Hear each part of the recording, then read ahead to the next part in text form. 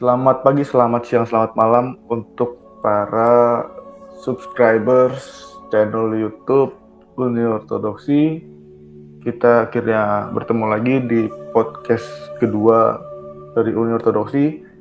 Mungkin makan waktu yang cukup lama, tapi ya inilah kami berusaha untuk memberikan materi-materi dan pemahaman mengenai gereja ortodoks semaksimal kami di waktu senggang kami para admin. Kebetulan podcast kita hari ini kita kedatangan dari pihak kanal Bapak Gereja atau kanal Ortodoksi admin KO. Kita akan tanya-tanya ke dia seputar gereja ortodoks. Tema kali ini adalah perbedaan yang mencolok antara gereja timur dan gereja barat. Nah, admin KO ini akan menjelaskan ke kita apa aja sih perbedaan mencolok antara gereja timur dan gereja barat ini. Untuk admin KO, gimana admin KO? Sudah siap admin KO? Sudah siap, Bung UO. Mari kita bahas tema kali ini ya, mengenai timur dan barat. Ya. Oke, silahkan admin KO. Kalau waktu dan tempat dipersilakan. Ya, terima kasih Bung UO. Kalau kita mengkaji ya mengenai timur dan barat, ini sebenarnya kalau kita tidak hati-hati bisa jatuh pada kerancuan. Sebab timur dan barat itu memiliki setidaknya 3 konteks ya. Kalau teman-teman terpikir mengenai dikotomi timur dan barat, mungkin yang pertama kali teman-teman dengar itu tentang kubu Amerika Serikat melawan kubu komunis ya di masa Perang Dingin di abad ke-20 gitu. Nah, konteks pertama ini sebenarnya tidak ada kaitannya sama sekali dengan kekristenan ya, karena ini merupakan konteks ideologi. Yang kedua adalah pada konteks penjajahan. Nah, ini yang lumayan sering kita dengar ya, bahwa kita ini orang timur begitu. Nah, ini konteksnya apa sih sebenarnya? Konteks orang Asia itu orang timur ya, tentu saja konteks penjajahan, konteks kolonial. Kita lihat bangsa-bangsa Eropa menjajah negara-negara di Asia dan Afrika, dan yang terjajah ini kemudian membentuk suatu identitas diri untuk menjadi orang-orang timur. Nah, di dalam konteks kekristenan kita akan harus dan akan melampaui batas-batas kolonial maupun ideologis yang tadi sudah saya sebutkan. Kekristenan timur dan barat itu sebenarnya mengikuti pembagian kekaisaran Romawi di abad ketiga. Jadi sebelum itu ada masa di mana kekristenan itu tidak dibagi menjadi timur dan barat ya. Tetapi karena kemudian di tengah jalannya sejarah dibagi menjadi timur dan barat, akhirnya sebelum pembagian pun dihitung sebagai timur dan barat. Misalkan Bapak Gereja Tertullian itu kan dari barat, padahal waktu itu belum terbagi 2 kekaisaran Romawi, masih 1. Nah, jadi bisa bersifat surut ya.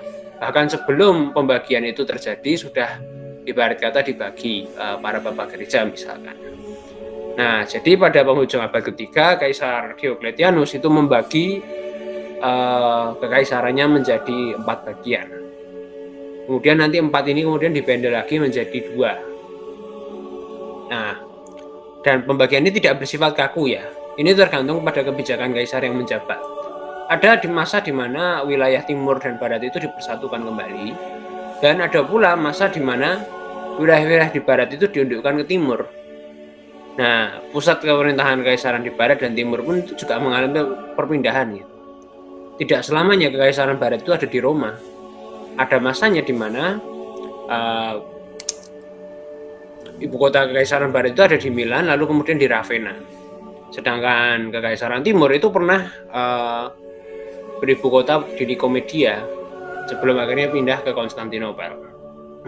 Dan ini mencerminkan kebudayaan yang kontras ya kalau kita mau melihat lebih jauh, bahwa timur itu ya cenderung Helenis, cenderung berkebudayaan Yunani, sedangkan peradaban barat itu cenderung dikaitkan dengan Latin.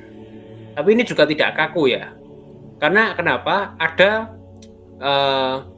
orang-orang Latin di timur, di kolonia-kolonia Latin seperti di Korintus, dan sebaliknya ada orang-orang Yunani di kota-kota di barat, di Roma misalkan. Nah, bahkan orang-orang Yunani pun sebelum ditaklukkan oleh Romawi sudah mendirikan koloni-koloni di pesisir selatan Spanyol yang notabene-nya wilayah barat. Nah, jadi dikotomi ini menjadi semakin tajam setelah Kekaisaran Romawi Barat roboh ya di tangan bangsa-bangsa barbar gitu. Dan sehingga orang-orang Latin tidak lagi punya akses ke timur, dan ini menyebabkan Romawi Timur pun mengalami reorganisasi yang menjadi sepenuhnya Yunani pada awal abad ke-7. Nah, ditaklukkannya Romawi Barat pula, dikotomi timur dan barat itu sebenarnya sudah berakhir karena kekaisarannya sudah tidak ada gitu. Yang tersisa tinggal satu kekaisaran yang ada di Konstantinopel. Nah, tapi warisan konteks historisnya itu terus berlanjut secara gerejawi. Nah, secara gerejawi kita melihat bahwa gereja timur itu dikaitkan dengan gereja-gereja lokal di Kekaisaran Romawi Timur. Kepatriarkan Ekumenika Konstantinopel, kemudian Alexandria, Keuskupan Agung Siprus, dan lainnya. Sedangkan di barat, ya diasosiasikannya dengan satu-satunya gereja yang mandiri di barat, yaitu gereja Roma. Nah, kita harus mengingat bahwa wilayah-wilayah Yunani itu tidak selamanya diidentikan dengan timur ya. Ternyata hingga pada abad ke-8, Kaisar Leo ketiga itu baru memindahkan wilayah Yunani itu ke yurisdiksi Kepatriarkan Konstantinopel. Jadi Yunani, misalkan Korintus gitu ya, itu dulu ternyata berada di bawah primatnya kepausan, di bawah yurisdiksi kepausan gitu. Nah, dalam kelanjutannya dikotomi timur dan barat itu lebih dari sekedar menjadi pembagian administratif gereja ataupun pembagian etnokultural. Kenapa? Karena pada akhirnya bangsa-bangsa di barat pun menerima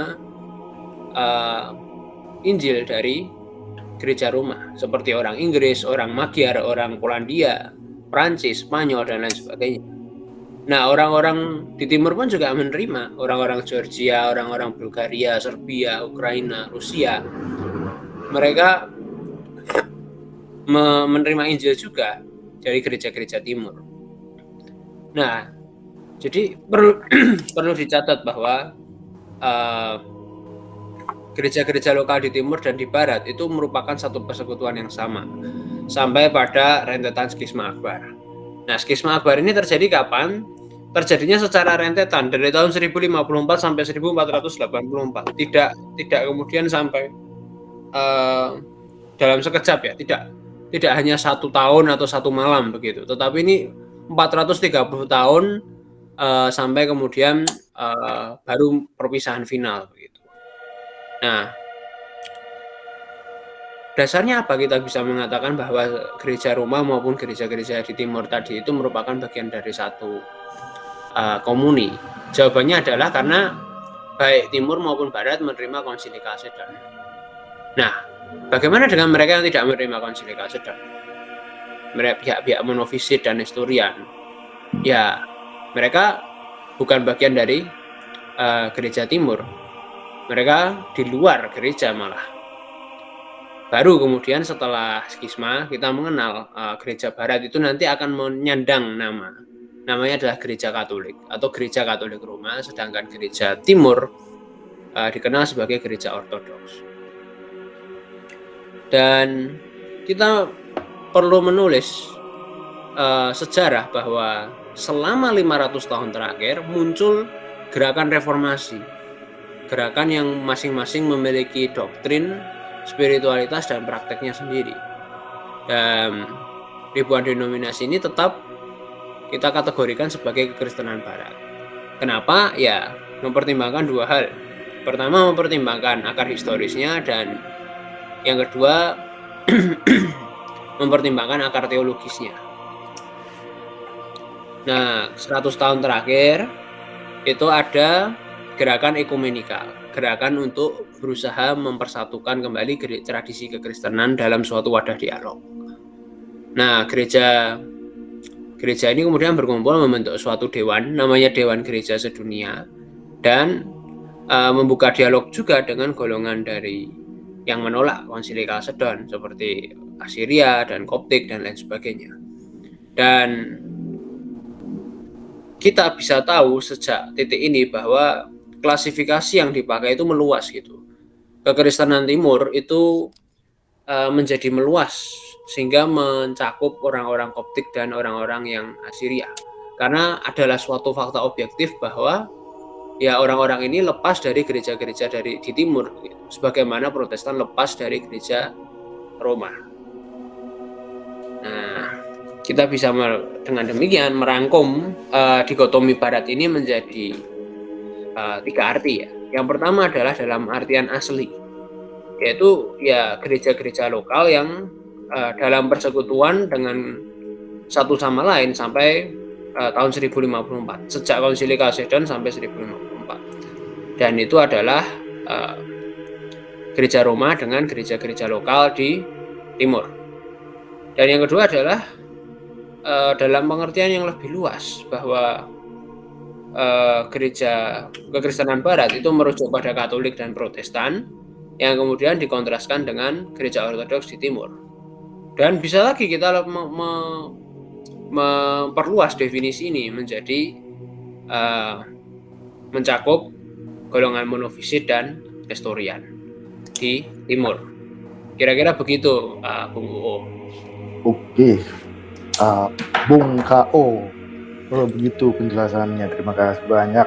Tapi saya ada pertanyaan dari pemaparan tadi. Ada beberapa pertanyaan. Yang pertama dulu nih, mungkin Bung K.O. bisa jawab. Tadi Bung K.O. tuh menjelaskan kalau pusat kekaisaran Romawi Barat itu sempat pindah-pindah kayak ke Milan, ke Ravenna, terus ke beberapa kota lain juga. Nah, pusat kekristenan di Barat itu kan di Roma. Waktu pusat kekaisaran itu pindah, pusat kekristenan itu juga ikut pindah ke Milan nggak? Atau ikut pindah ke Ravenna nggak waktu itu? Tidak, Bung Uo. Sebab Uskup Roma tetap menjadi primat bagi yurisdiksi Roma, bukan Uskup Milan maupun Uskup Ravenna. Berarti di abad itu sebenarnya sudah ada, itu kan masih abad-abad awal ya Bung K.O, seperti abad 3. Berarti itu udah ada uskup-uskup lain selain uskup Roma dan uskup wilayah-wilayah kekaisaran, misalnya kayak di Inggris misalnya, itu kan wilayah setelah abad berapa gitu itu lepas dari kekaisaran Romawi. Apakah masih ada uskup di sana gitu, walaupun sudah lepas dari wilayah Romawi Barat? Tentu masih. Sebab kita tahu bahwa Inggris itu diinjili bahkan sejak zaman para rasul ya. Dan bahkan setelah mereka lepas dari kekaisaran Romawi karena Romawi Barat runtuh, Paus Gregorius Dialogos, Gregorius I yang agung, dia mengirim seorang uskup ke Inggris kembali untuk mengisi tahta kosong di sana yang kemudian digembalakan oleh Agustinus dari Canterbury. Sehingga Kristenan di Inggris terus berlanjut dengan uskupnya hingga masa reformasi. Kira-kira begitu, Bung Uo. Oke. Kalau kenyataannya memang di Barat itu banyak keuskupan, kenapa pusat mereka cuma satu gitu? Kenapa yurisdiksi di Barat itu cuma satu? Kenapa nggak seperti di Timur? Karena di Timur itu kan kita lihat ada 4 gitu ya, ada 4 yurisdiksi utama gitu. Dan setelah rubuh pun agaknya masih bertambah gitu di Timur itu. Setelah Kekaisaran Timur pun rubuh, yurisdiksi tetap bertambah gitu di kekristenan Timur. Sedangkan di Barat itu kenapa tetap satu? Meskipun ini praskisma ya, Mas K.O. Itu gimana tuh, Mas K.O? Ya, kita melihatnya seperti ini, bahwa mekarnya suatu yurisdiksi menjadi yurisdiksi baru itu tergantung kelegowoan ya, keikhlasan dari yurisdiksi induk. Dan kita tahu bahwa mekarnya suatu yurisdiksi itu pasti ditandai oleh konflik. Dan itu sudah kita lihat terjadi berkali-kali di Timur. bahwa ketika misalkan Rusia ingin mandiri dari gereja Konstantinopel, itu pun juga dengan proses skisma 150 tahun. Dari pertengahan abad ke-15 sampai penghujung abad ke-16, 150 tahun, dan baru kemudian Konstantinopel bersedia untuk mengakui kemandirian Rusia. Nah, yurisdiksi lain juga seperti itu. Nah, untuk Roma sendiri, bahkan sampai hari ini tidak peduli semapan apapun gerejanya, ya saya kira ini ada kaitannya dengan konsep keutamaan Petrus ya, konsep keutamaan Roma, gitu, keutamaan Paus yang kemudian tidak berkenan adanya gereja yang mandiri selain gereja Roma di Barat. Bahkan kalau kita mau lebih ekstrim, ya Roma ini bahkan hanya merasa dirinya lah satu-satunya gereja mandiri yang ada dalam persekutuan ekumenikal, persekutuan semesta gerejawi. Nah, inilah mengapa pada akhirnya ya mau tidak mau kita harus berpisah dengan gereja Roma yang berpendirian demikian, karena ada perbedaan mengenai tata gereja. Kira-kira demikian. Ini pertanyaan mungkin agak bergeser ya, admin KO. Karena pertanyaan ini sedikit jauh gitu dari pembahasannya, sedikit jauh tapi berkaitan gitu tentang dikotomi timur dan barat. Berarti seperti yang disinggung admin KO, Roma itu menjelang skisma itu menganggap bahwa dirinya lah satu-satunya gereja yang mandiri. Apakah itu realitas yang terjadi saat praskisma, admin KO? Apakah benar-benar hanya Roma saja yang mandiri pada saat itu dan yurisdiksi lain di timur itu memang tidak mandiri sama sekali? Tentu tidak, Bung UU. Kita mengetahui bahwa gereja-gereja di timur itu sepenuhnya berdaulat, baik dalam keputusan pastoral, baik dalam liturgi, baik dalam pemilihan uskup dan lain sebagainya, karena mereka itu memang autokefalus sejak semula. Kita melihat bahwa di Konstantinopel misalkan tidak pernah ada satu kali pun Konstantinopel memohon izin maupun konfirmasi kepada Roma untuk setiap kali patriarknya menjabat. Dan hal yang sama pun berlaku ketika Rusia sudah mandiri dari Konstantinopel. Ketika patriark Rusia hendak menjabat, ya dia tidak perlu lagi meminta izin maupun meminta konfirmasi dari Konstantinopel. Nah, bahkan uskup-uskup yang pada zaman praskisma atau bahkan pranikea, mereka justru malah lebih mandiri. Karena apa? Karena pada waktu itu belum ada sinode sebagai institusi yang tetap. Jadi sinode itu baru sebatas kegiatan untuk memutuskan perkara. Tetapi untuk sebagai badan pembuat keputusan, ya seperti sinode kudus di zaman ini ya waktu itu belum ada, sehingga masing-masing uskup pun berdaulat, bukan hanya Konstantinopel atau Antioquia atau Alexandria, tapi semua uskup di kota manapun. Kira-kira begitu, Bung. Oke, engkau. Jadi kalau misal dikatakan semua yurisdiksi itu berdaulat dan di waktu yang bersama juga Roma itu seperti dituakan gitu, seperti ada ucapan primus inter pares.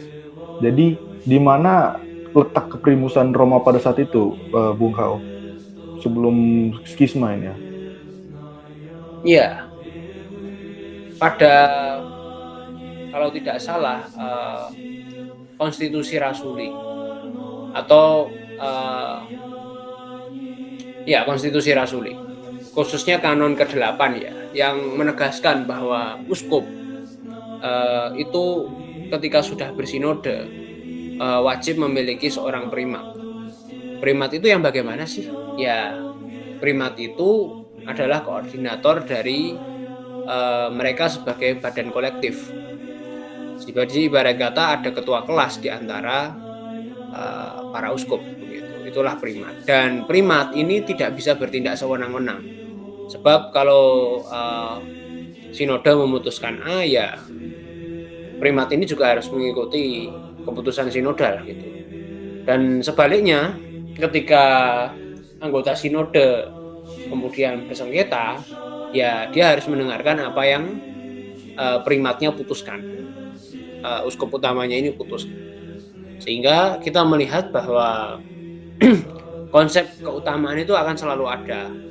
Di paroki pun demikian, bahwa umat itu sebenarnya juga imam gitu. Karena kita diciptakan semua menjadi imam bagi alam semesta. Tetapi di antara kita yang imam-imam ini ada yang dituakan. Itulah mengapa imam itu disebut sebagai presbiter atau presbiteri, yang mana mereka dituakan dari antara para imam. Nah, demikian juga di antara para uskup utama ya, yang tadi mengkoordinasi sinode itu, kita melihat bahwa ada yurisdiksi yang dituakan, dan yurisdiksi itulah Roma. Mengapa Roma? Ya, tentu saja karena Roma adalah ibu kota kekaisaran. Gampangnya begitu. Dan kita melihat bahwa ketika Konstantinopel menerima keutamaan yang sama di timur, kita melihat bahwa pertimbangan kanon 28 Kalsedon, bahwa karena Konstantinopel adalah Roma baru, bukan karena Konstantinopel adalah tempat wafatnya rasul siapa. Ya, bahkan kalaupun itu Rasul Andreas tidak meninggal di Konstantinopel. Rasul Andreas meninggal di Patras, di Akaya, di Yunani Selatan, jauh sekali dengan Konstantinopel. Tetapi karena Konstantinopel adalah ibu kota kekaisaran yang baru, maka ia berhak untuk memiliki hak-hak dari uskup ibu kota kekaisaran yang lama. Kurang lebih begitu, Bung Uwo. Oke, Bung Kao. Kalau begitu, saya sempat dengar dari teman saya yang dari gereja barat juga. Dia bilang keprimatan dari Roma ini bisa ikut campur seperti urusan, kalau nggak salah itu urusan gereja Yerusalem dan Antioquia, kalau saya nggak salah ingat ya. Jadi gereja Roma itu seperti menengahi antara konflik kedua yurisdiksi di timur itu. Seperti itu, Admin Kau. Jadi yang mereka katakan itu adalah gereja barat itu bisa ikut campur atau menentukan nasib apa yang terjadi di gereja timur gitu, Admin Kau. Ya, begini, kita harus membedakan antara keutamaan atau primacy dengan supremasi ya. Artinya kita menerima adanya keutamaan dalam banyak peristiwa dalam sejarah gereja. Kita melihat bahwa ada titik-titik tertentu di mana gereja-gereja lokal itu tidak bisa menangani masalahnya sendiri, sehingga memerlukan bantuan dari luar. Bahkan terjadi sengketa juga, di mana kedua belah pihak sama-sama merasa benar, merasa sama-sama sepantasnya menang dalam sengketa itu, ya tentu saja harus naik banding. Dan naik bandingnya kemana? Ya tentu saja ke putusan tertinggi. Kalau kita sekarang di Indonesia ya ke MK gitu, secara negara. Tetapi kalau secara gerejawi ya tentu saja ke yurisdiksi yang dituakan. Dan pada waktu itu Roma sebelum 381. Tetapi setelah 381 gereja-gereja yang bersengketa ya kalau di timur menggugatnya ke Konstantinopel, kalau di barat menggugatnya ke Roma. Jadi ada dua gugatan tertinggi. Dan kita harus membedakan juga bahwa gereja-gereja di timur itu memegang teguh asas autokefali ya, bahwa kalau dia sudah autokefali, suatu yurisdiksi sudah autokefali, ya dia mutlak berdaulat dalam dirinya sendiri, tidak bisa diganggu kedaulatannya oleh yurisdiksi yang lain. Jadi bantuan atau gugatan atau campur tangan itu hanya diberikan kalau ada masalah. Kalau tidak ada masalah, ya kita tentu saja tidak bisa mencampur tangani urusan rumah tangga orang lain, begitu. Dan inilah yang kemudian sayangnya dilakukan oleh gereja Roma ya, bahwa ada kebijakan-kebijakan tertentu di mana misalkan orang barang siapa menahbis uskup tanpa seizin paus, dia langsung kena ekskomunikasi. Nah, hal-hal semacam itu absen kalau kita membawanya ke ranah timur ya, sebab bahkan tanpa patriark sekalipun, ya pentahbisan uskup itu kalau dihadiri 2-3 uskup, ya tetap sah begitu, tetap dialah uskup yang baru begitu. Nah, kira-kira perbedaannya cukup kontras di sini, Bung Uwo. Betul, sangat kontras. Ya. Untuk meluruskan lagi, Bung Kao, tadi kalau misalnya Bung Kao bilang itu, kalau misalnya dalam suatu konsili atau dalam suatu sinode, satu atau dua patriarkat itu bersengketa, itu apa maksudnya? Dalam sinode itu yang berhak untuk menentukan hasil sinode itu adalah primat, seperti itu, Bung Kao. Iya, artinya sebagai seorang primat, dia harus meratifikasi keputusan sinodal ya, sinodenya sendiri. Misalkan dia Patriark Konstantinopel, ya dia juga meratifikasi keputusan Sinode Konstantinopel, dan dalam kapasitas konsili ekumenikal, ya dia pun juga harus ikut meratifikasi keputusan lintas jurisdiksi ini, lintas gereja lokal ini. Itulah mengapa konsili ekumenikal membutuhkan tanda tangan dari paus juga pada waktu itu, karena waktu itu belum skisma juga kan. Nah, itu yang kemudian membuat ratifikasi dari yurisdiksi yang utama, yurisdiksi yang dituakan, itu menjadi sesuatu yang sangat penting. Dan ini pun masih berlaku di kita ya, bahkan setelah skisma begitu, bahwa misalkan kemampuan untuk mengadakan sinaksis. Sinaksis itu apa? Sinaksis itu pertemuan hierarki yang sifatnya lintas jurisdiksi. Itu pun hanya bisa dilakukan oleh Kepatriarkan Konstantinopel. Kepatriarkan yang lain tidak punya wewenang itu. Nah, jadi memang keputusan misalkan Sinode Pan-Ortodoks ya, yang terjadi 5 tahun yang lalu, itu pun juga punya peran yang penting begitu, Patriark Konstantinopel. Sehingga kita melihat bahwa sebagai primat secara ekumenikal, dia memang punya hak tertentu begitu, tanpa mencederai kedaulatan masing-masing gereja lokal. Kira-kira begitu, Bung. Meratifikasi gitu ya, Bung Kao, bukan menentukan hasil gitu ya, Bung Kao. Iya, meratifikasi keputusan dalam konsili ekumenikal itu keputusan Roh Kudus, bukan keputusan siapapun. Itu keputusan Roh Kudus yang dinyatakan melalui anggota gereja yang yaitu uskup-uskup itu gitu. Tapi itu keputusan Roh Kudus begitu, bukan keputusan uskup dalam dirinya sendiri. Uskup-uskup itu hanya penyataan. Kira-kira begitu, Bung. Oke, berarti primat ini sebagai penengah gitu ya, Bung Kao, primat ini dalam pandangan gereja timur gitu ya. Ini nggak masalah, Bung Kao, kalau misalnya banyak pertanyaan, karena saya mencatat cukup banyak pertanyaan nih. Silakan, Bung. Baiklah kalau gitu. Untuk memastikan lagi tadi yang disebut sama Bung Kao itu keuskupan Korintus itu adalah di bawah kepausan. Itu maksudnya di bawah Paus Roma itu. Sebelum Korintus itu dibawahi oleh Konstantinopel, itu maksudnya dia di bawah Paus Roma Latin, admin Kau. Iya, ada masa seperti itu begitu. Sehingga misalkan Tesalonika, Korintus, wilayah-wilayah di Italia Selatan, kemudian di Kreta, itu uskupnya mereka ada uskup sendiri, tetapi kemudian mereka menginduknya ke sinode di Roma, belum ke sinode di Konstantinopel.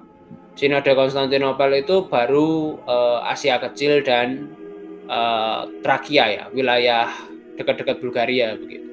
Baru kemudian nanti di abad ke-8 wilayah-wilayah di Yunani itu dipindahkan ke tangan Konstantinopel, dan Italia Selatan juga dipindahkan ke wilayahnya Konstantinopel. Kira-kira demikian, Bung. Oke, kalau kita ngomongin praskisma dulu, di praskisma itu seperti di Jerman, terus daerah Prancis atau daerah Belgia sekarang ini, atau di daerah Inggris sekalipun, atau di daerah Norwegia sekalipun, di Barat itu seingat saya sebelum skisma ya, itu Alkitabnya menggunakan translasi Latin masih ya. Betul nggak Bu Kau? Betul demikian, Bung Uwo.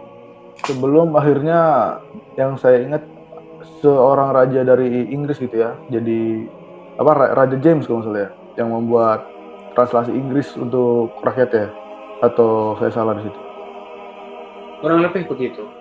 Nah, bagaimana dengan di timur? Apakah di timur itu seperti yang ada di Alexandria, atau seingat saya dulu sempat sampai masuk ke Afrika Tengah gitu seperti Ethiopia, lalu sempat juga ke India itu kan praskisma juga, dan juga dalam artian praskisma sama orang-orang monofisik dan Nestorian, apakah wajib menggunakan Greek, Yunani?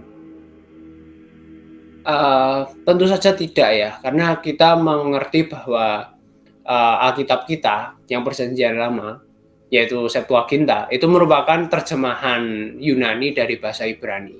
Artinya dalam konteks Perjanjian Lama, bahasa Yunani sendiri kedudukannya terjemahan, walaupun kita percaya bahwa itu terjemahan yang terilhamkan dari Roh Kudus, karena kita tahu bahwa gereja perdana memakai Septuaginta dan tidak memakai teks-teks Masoretik. Dan Septuagintanya pun khusus ya, bahwa itu Septuaginta yang memang belum diedit. Sebabnya setelah kekristenan menjadi agama yang berbeda dari agama Yahudi, orang-orang Yahudi berusaha mengedit Alkitab mereka agar tidak merujuk secara langsung kepada Yesus Kristus. Nah, lalu bagaimana dengan Perjanjian Baru? Perjanjian Baru secara otentik merupakan tulisan yang berbahasa asli Yunani. Dan kita sebagai gereja tidak pernah menganggap bahwa bahasa Yunani itu bahasa yang kemudian sakral begitu. Bahasa yang tidak boleh diterjemahkan lalu kemudian semua orang harus belajar bahasa Yunani. Kenyataannya adalah sebagai orang Kristen, kita menyebarkan Injil kemanapun, itu kita berusaha menyesuaikan diri dengan keadaan sekitar. Misalkan kepada suku-suku Slavia ya, kita melihat bahwa mereka itu bangsa-bangsa yang pada waktu itu belum mengenal tulisan. Mereka itu hanya suku nomaden yang kemudian menetap di daerah-daerah dataran tinggi untuk menggembalakan ternak mereka. Nah, mereka kan tidak mengenal tulisan. Lalu bagaimana caranya? Ya, tentu saja kita berikan mereka tulisan. Dan tulisannya pun bukan tulisan Yunani, melainkan tulisan Sirilik. Sirilik, bahkan Glagolitik, kemudian Slavonik Gerejawi. Dengan Georgia pun begitu. Mereka belum mengenal aksara sampai kekristenan masuk dan mereka terima pada abad keempat. Dan mereka menerima tulisan itu juga setelah masuk Kristen. Armenia pun demikian, dan Ethiopia pun demikian, dan bahkan sampai India pun demikian. Di India ada mereka karena menerima kekristenan dari orang-orang Syria ya, mereka memakai Suryani, bahasa Suryani, tapi kemudian aksara Suryani ini dimodifikasi menjadi Suryani Malayalam. Dari bahasa asli mereka Malayalam, tetapi kemudian mereka menerima aksara Suryani sehingga menjadi aksara Suryani Malayalam. Nah, itu yang jadi kita melihat bahwa sangat adaptif. Tetapi untuk di Barat ini ada pengecualian. Pada waktu itu Kekaisaran Romawi Barat runtuh dan kita melihat bahwa bahasa Latin itu bahasa yang terancam punah. Yang bisa menyelamatkan bahasa Latin itu hanya gereja Roma.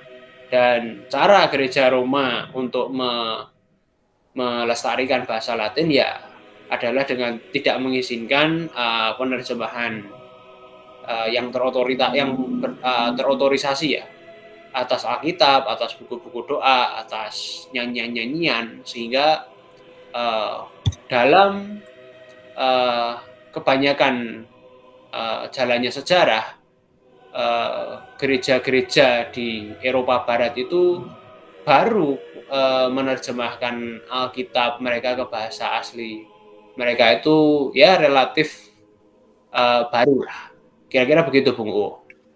Berarti pelarangan dalam beberapa saat waktu itu dari bahasa Latin ke bahasa lain oleh gereja Barat itu, alasan ini seharusnya bisa diterima ya, karena memang dalam tujuan baik dalam menjaga bahasa Latin itu sendiri. Karena kalau misalnya diizinkan sejak semula untuk mentranslate bahasa Latin ke bahasa yang ada di Eropa Barat sana, memang sepemahaman saya bakalan hilang perlahan sih. Tapi untungnya karena ada seperti konservatif seperti itu, bahasa Latin bahkan sampai sekarang masih tetap digunakan oleh gereja Barat. Ya menurut saya itu alasan yang cukup bagus dan cukup baik dan memang harus dilaksanakan menurut saya pribadi. Lalu pertanyaan terakhir dari saya, Bung Kao.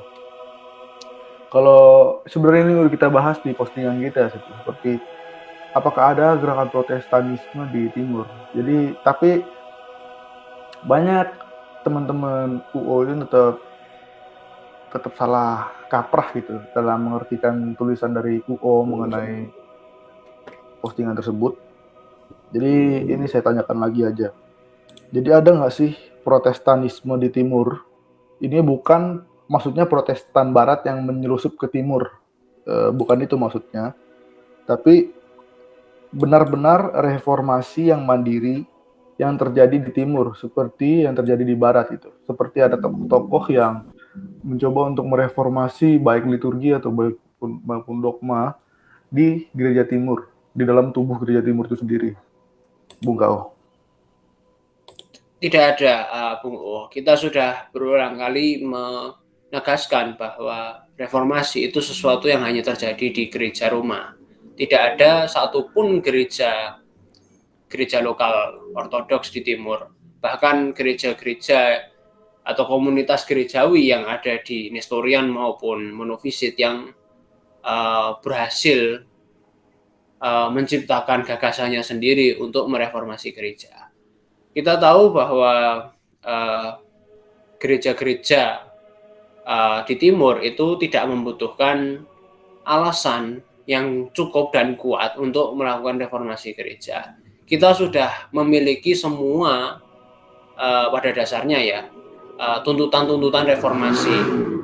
Misalkan tuntutan reformasi agar awam juga dilayankan cawan perjamuan kudus. Ya, kita bahkan setiap minggu seperti yang kita saksikan ya, bahwa cawan kita itu dicampur dengan roti dan kita menerima ekaristi dari cawan itu.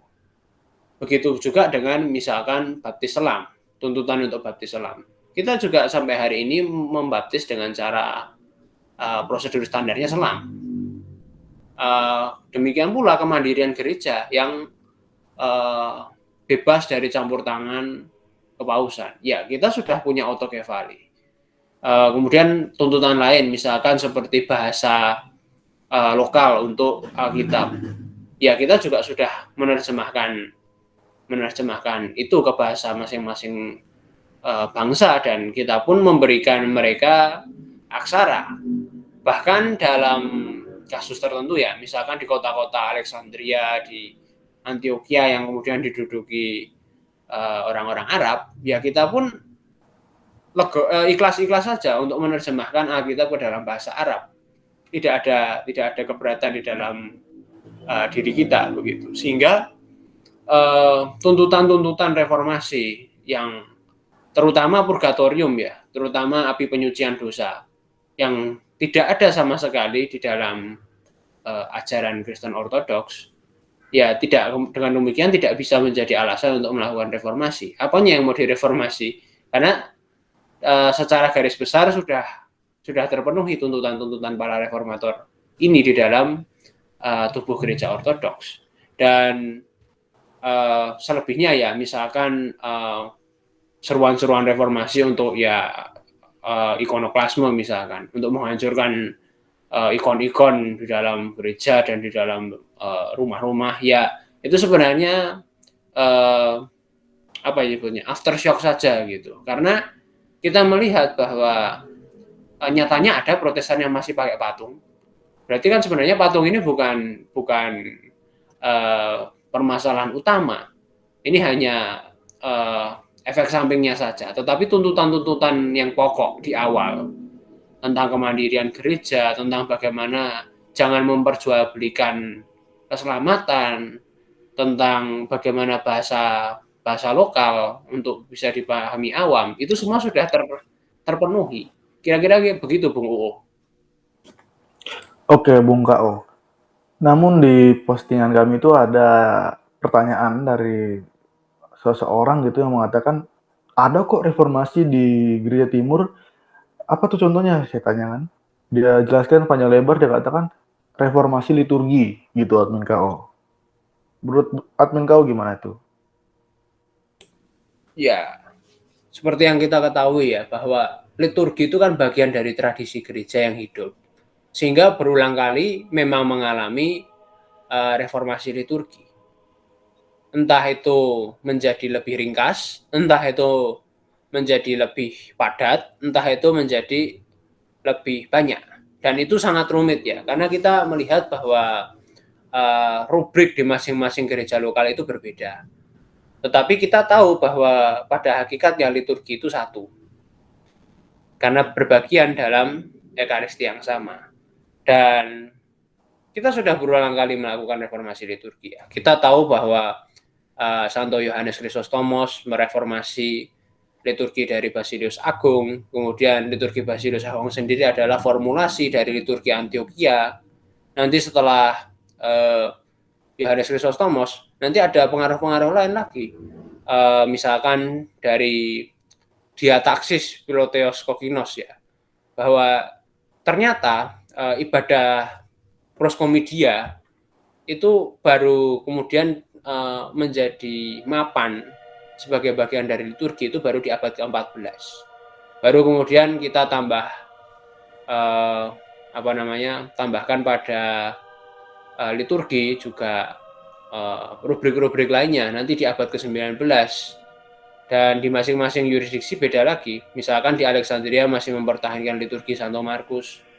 Kemudian juga ada liturgi yang musnah, sudah hilang karena penaklukan Ottoman di Tesalonika, yang kemudian menyebabkan ritus katedral sudah tidak ada lagi.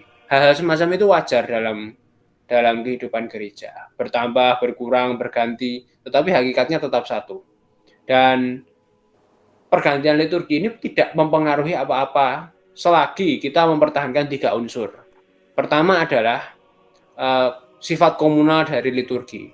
Liturgi mustahil dilayankan sendirian. Yang kedua adalah sifat dari pelayan liturgi, yaitu suksesi apostolik. Sifat apostoliknya itu. Suksesi apostolik itu ada di tangan uskup, lalu uskup ini bisa menjadikan presbiter sebagai perpanjangan tangannya. Dan yang ketiga, yaitu adalah roti dan anggur. Roti dan anggur ini yang tidak bisa dikompromikan, karena sejak semula ya gereja sudah melayangkan ekaristi. Bahkan pulang dari sinagog, pulang dari bait Allah pun juga memecah-mecahkan roti. Jadi wajar dan biasa saja. Kita dulu bahkan pernah gereja pernah berdoa di bait Allah, di sinagoga, bukan masalah. Lalu kenapa kok kita perlu kaget dengan reformasi liturgi? Bagaimana dengan mereka yang dulu beribadah bersama dengan orang-orang Yahudi? Apa mereka juga sesat? Kan ya tentu saja tidak. Kira-kira begitu, Bung. Oke, Bung Kao, apakah reformasi liturgi ini bisa disejajarkan atau dikorelasikan dengan reformasi yang terjadi di Barat?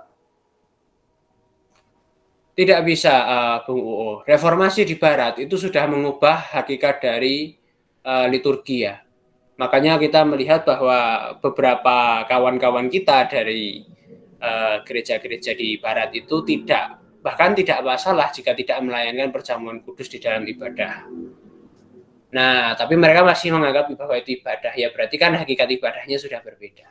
Dan mereka bukan hanya merombak rubrik ibadah atau merestrukturisasi kerangka ibadah, mereka sudah mengubah keseluruhan dari kehidupan gerejawi kalau kita bisa bilang. Mereka sudah percaya kenyataan yang berbeda, mereka percaya pada mekanisme keselamatan yang berbeda, mereka sudah apa ya bisa menyebutnya? Kalau saya bisa bilang ya mereka sudah bahkan tidak percaya pada Tuhan yang sama, walaupun mungkin ada kesamaan nama, bahwa Tuhan yang mereka panggil ya sama-sama namanya Yesus. Tetapi saksi Yehova pun juga memanggil nama Yesus. Nah, jadi kita harus mengerti bahwa dalam perbedaan timur dan barat, yang paling radikal itu terletak pada hal ini gitu, bahwa kita orang-orang di timur tetap setia pada apa yang para rasul ajarkan. Kita tidak perlu mereformasi gereja karena kita percaya gereja akan terus ada hingga akhir zaman dan tidak ada satupun yang bisa mengkorupsinya gitu, merusaknya. Memang akan ada orang-orang yang pada akhirnya lepas ya, jadi skismatik, jadi heretik, murtad, ya nggak apa-apa. Tetapi perbedaan paling fundamental di antara kekristenan timur dan kekristenan barat terletak pada kesetiaan kita pada pengajaran Rasuliah. Kira-kira demikian, Bung Uwo.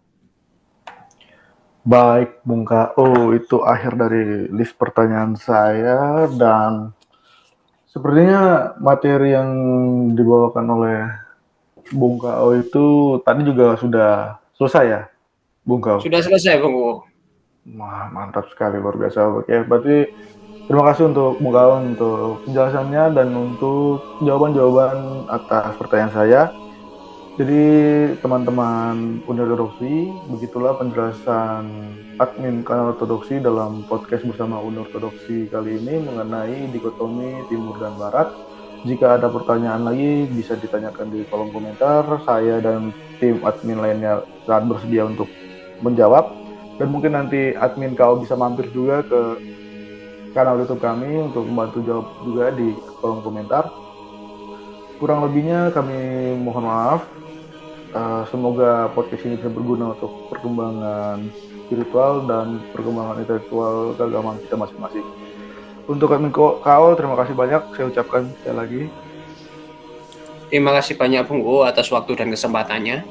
Baik, kalau gitu kita tutup podcast kali ini. Kita jumpa di podcast selanjutnya. Terima kasih. Selamat pagi, siang, dan malam.